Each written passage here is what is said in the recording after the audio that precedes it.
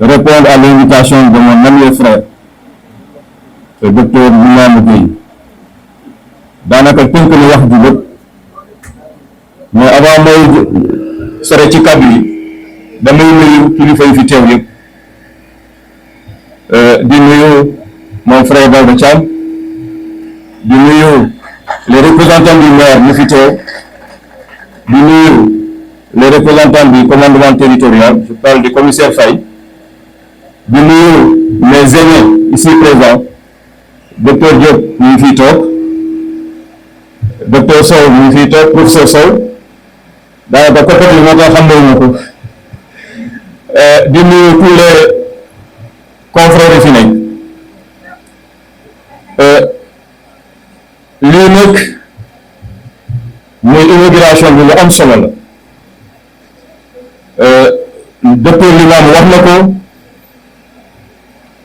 sànq ci ay kàddoom et il a salué le premier pionnier muy le docteur Diop ici présent bu fi tabax clinique bu moderne qui répond aux standards di ko féliciter ci taxawaayam di ne wax dëgg yàlla Mbour tey ñu ngi sant yàlla bu baax parce que clinique yi mel nii ñu fi commencé bëri te loolu Mbour da ko soxla parce que Mbour dafa di département boo xam ne ci ñaar fukki at daanaka population bi dafa tripler voire quadrupler Mbour est parti de 250 000 habitants à presque 1 million entre 2006 et 2026 25 bu nekk donc loolu day woon importance bu ñu soxla ci wàllum famille ci tribune assemblée nationale wax naa ko man on doit relever le plateau technique pour éviter les transformations parce que beaucoup de vies se perdent lors des transformations mais tey alhamdulilah rabbil alamin dans les 4 coins de la ville de Mbour daanaka am nañu ay cliniques yoo xam ne vraiment mën nañu sauver des vies à temps réel di wax tuuti ci seen Saliou Limamou est témoin dafa am kuréel bu ñu samp bu nekk étudiant ñu tuddee ko Touba assistance médicale jamono yi suñu frère docteur Algaye Ngom moo ko doon gérer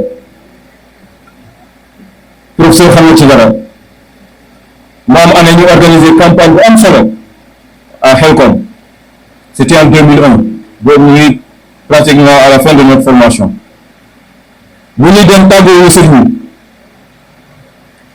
def fa 6 jours de Daara 1 à 14 boobu jamono yi Daara 15 pare woon on était une équipe de presque 70 personnes ñu yàpp suñuy camion def ci ay teranga lu mel ni mbàjj ay dàll ay yére dem faj xale gratuitement may leen ay garab sëñ Saliou bu ko yëgee dafa bu ñuy pare foofu avant ñoo ñibbi Dakar ñu fekk ko Touba keroog boobu c'est confié à nous mu ne bu jàngoon nasaraan ab docteur lay doon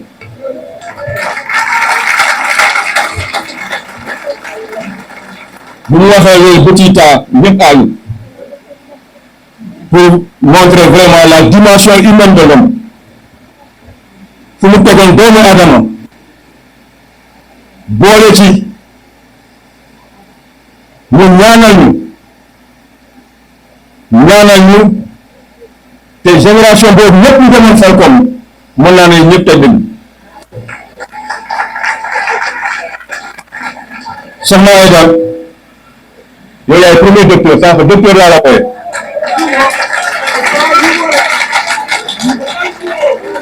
parce que ñuy faj xam nañ ko le premier remède maanaam premier garab ci doomu Adama mooy lekk te Serigne Béthio Thioune yëpp xam nañ ko ci joxe lekk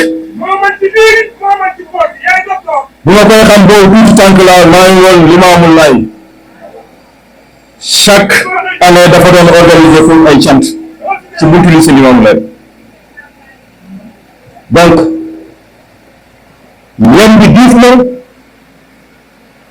yaa ngi koy gérer di la ñaanal yal na yend oyof di bëgg loolu ñëw fi tey ci bésu Limamou bu ma waxee ci moom fi la ñuy fanaan mais il a été toujours proactif. L'imam du Hakem, t'es bañkat la Moussa Don, parce qu'il s'est toujours battu à l'université pour l'amélioration des conditions d'existence des étudiants. Donc l'imam mu ngi fi xam na lu may wax daan na jàppante ak niveau biir loolu parce qu'il voulait vraiment lutter contre l'injustice. Donc ci gàttal di remercier ñëpp ñu fi teew di ñaanal Soxna Aïda yal na fi yàgg te wér di ñaan limaamu clinique bi yaa ngi koy door R+1 mais Inch'Allah Rabbi avec la bénédiction du chef avec la bénédiction de ton guide spirituel mais Soxna Aïda Inch'Allah Rabbi clinique bi dina weesu ñu ngi ko yaakaar. Il y a plusieurs années prend ferme devant nous. Mon histoire, comme beaucoup d'entre vous le savent, est indissociable de celle de mon guide spirituel Cheikh Béthio Thioune. J'ai rencontré Cheikh Béthio Thioune en 98, alors que j'étais encore un tout petit étudiant à l'université de Dakar. J'étais mal vêtu, j'étais chétif. J'inspirais même la pitié. On me voyait comme un minable, un individu simple, ordinaire. Cheikh Béthio m'a accueilli avec toute la valeur qui était en moi. Cheikh Béthio m'a appris à reconnaître tout ce qui est bon en moi. Cheikh Béthio a fait de moi ce que je suis aujourd'hui.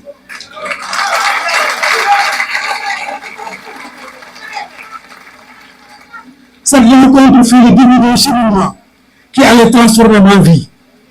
Non seulement sur le plan spirituel, mais aussi académique et professionnel. Pourquoi?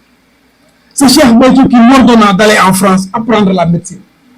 C'est Cheikh Béthio qui m'a demandé non seulement d'exceller au Sénégal, mais de continuer outre-Atlantique. C'est Cheikh Béthio qui m'a dit que le ciel de Bordeaux est un ciel où la médecine est excellente, mais où on peut rendre grâce et œuvrer pour Serigne Touba. En octobre 1999, je suis parti à Bordeaux alors pour poursuivre mes études. C'est son éruption. Mais il fallait lui rendre tous les jours. Il faisait état de monitoring de rigueur. Il fallait rendre compte au chef de tout élément. Il veillait sur les grains. Il me demandait, l'imam, il faut s'appuyer comme ça. Il faut parler ainsi. Il faut travailler. Il ne faut pas s'arrêter. Le chef m'a demandé un jour de ne jamais répondre par la négation sur un appel d'un hôpital ou d'un patient désireux de soins. Il m'a dit, chaque fois qu'on t'appelle, il faut répondre présent.